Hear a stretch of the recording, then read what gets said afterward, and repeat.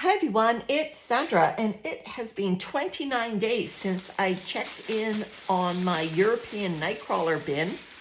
Remember that in that video I reiterated the advice given to me by the woman who supplied me with the cocoons, and that was Euros like to be left alone.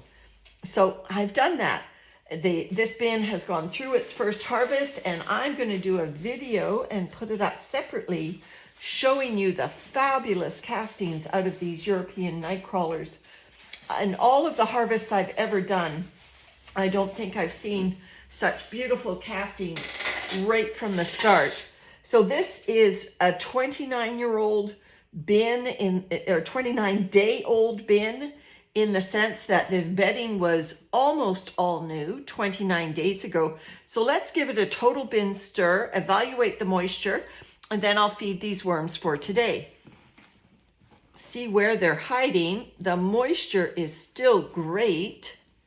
So that's wonderful. So one of the nice things about not depleting the bin in its entirety is that you're going to get moisture retention right off the bat, even though you've got new beddings. There's a nice big Euro there. So you've got new bedding, but you're going to retain moisture. Look at the beautiful castings already. Of course, they've had 29 days to produce these castings. Here's a corn cob that I guess I disturbed the corn party. It's been in here about 2 months. Worms are still clinging to it despite me tumbling it around a little bit. But so that's what you're going to get if you leave the chunky bits in your bin. As you do a harvest, you're going to get moisture retention, so you're not going to suffer the new bin woe of drying out quickly. And you're also going to get a head start on making beautiful castings. And look at this. I am delighted. So this bin is in its first year, and everybody knows that when you have a bin that's less than a year old, you still are in that process of the worms building up the home that they like to live in. They're depositing a microbe mix, and isopods are moving in, and everyone's kind of getting along, starting to know who's there and who's not.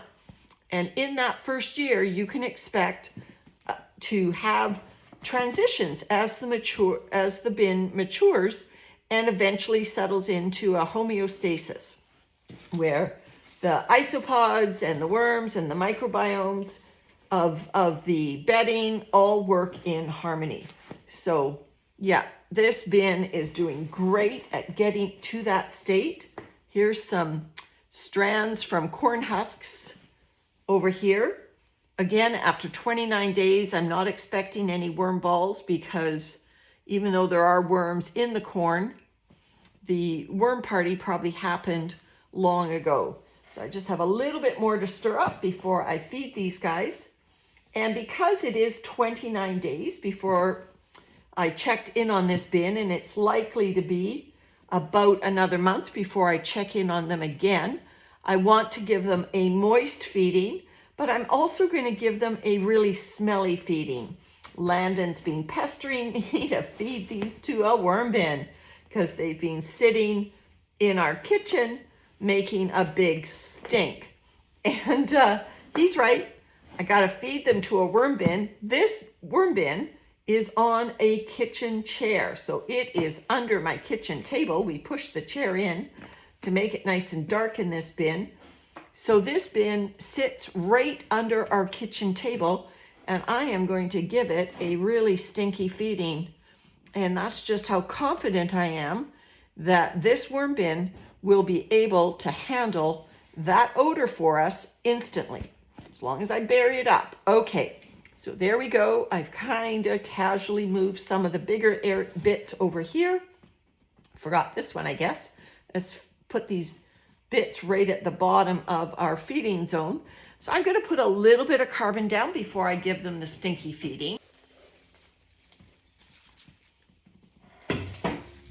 So this is a clump of newspaper that has been wetted and now partly dried again, along with some of our maple leaves. So that's great. the Stinky feeding, oh my gosh, prawn shells. And you can probably see prawn shell juice. These have been rinsed, so that's just water actually coming off. I don't even want to touch them with my fingers. Okay, so that goes there, but that is not the total feeding for these worms, although there is food on there. I've got a piece of newspaper here, so I've got a lovely moist feeding for these worms. Watermelon. So I'm going to give the worms this lovely big chunk of watermelon. All the watermelon juice. Top it up with a little more fresh carbon. And some eggshell grit. Oh, Anne says, Euros like calcium. So give a little bit more than I might have done on one of my other bins. And I hope I have enough bedding to totally bury this because of the smell. And I don't want fungus gnats and fruit flies finding that watermelon. Hopefully, I'm going to have to make a little bit of a mound. That's okay. You can do that. You can make a mound. There we go. That'll make it a little bit harder. There's a pine cone. A little bit harder for fungus gnats and fruit flies to find that yummy feeding.